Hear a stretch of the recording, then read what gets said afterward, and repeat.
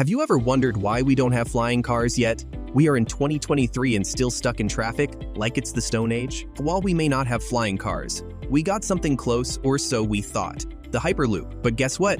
It turns out it might just be a tad more complicated than we hoped for. And today, we're going to dive deep into why the Hyperloop was bound to fail. So get ready as we go into details about the Hyperloop. Not long after you watch this, you might hear that the first long-distance Hyperloop is up and running in the United Arab Emirates. They plan to make a Hyperloop track connecting Dubai City with 3.4 million people and Abu Dhabi 1.5 million people. These cities are 87 miles apart, but the Hyperloop can cover that distance in 12 minutes. Hyperloop Transportation Technologies hopes to open a 10-kilometer test version in Abu Dhabi.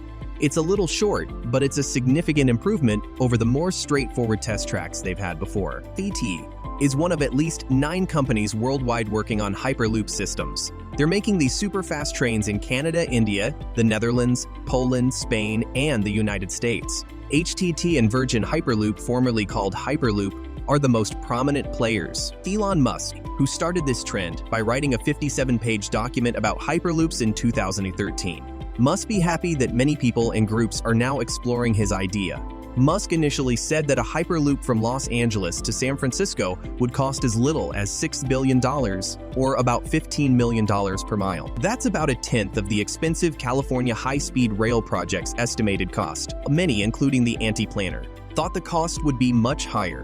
The Abu Dhabi to sturdy word Biser. The Abu Dhabi to Dubai Hyperloop is expected to cost $52 million for each mile, even though it will run level ground near the seashore. A Los Angeles to San Francisco Hyperloop would have to cross over or tunnel through 2 mountain ranges, which would significantly increase the costs. Despite the increase in costs, companies are still enthusiastic about raising money to build Hyperloops. The UAE, with its abundant oil wealth, might finish the Dubai to Abu Dhabi Hyperloop. However, dreams of connecting major cities in North America, Europe, or Asia with Hyperloops are unlikely to become a reality. The primary reason is more than just the high cost. The main problem with Hyperloop is summed up in 2 words: smart infrastructure. Hyperloops need advanced infrastructure, and that's a complex and cost-effective solution. Why dumb infrastructure?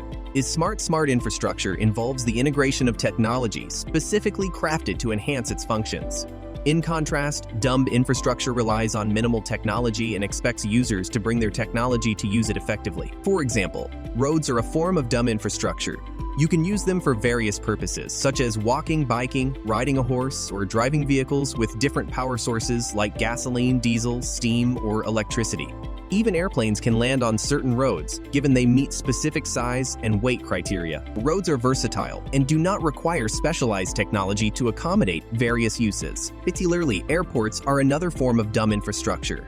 They are designed to accommodate a wide range of aircraft, from gliders and helicopters to propeller-driven planes and jets, including supersonic aircraft. It can utilize an airport as long as an aircraft can fly and has the necessary communication equipment to coordinate with air traffic control. The advantage of dumb infrastructure is its technological independence. For instance, when automobiles were first invented, existing road networks were already in place, initially built for horse-drawn wagons. These roads required minimal modifications to accommodate automobiles. Similarly, when autonomous or driverless cars are perfected, they can use the same roads as human-driven vehicles without requiring extensive changes. Is smart infrastructure a dumb idea?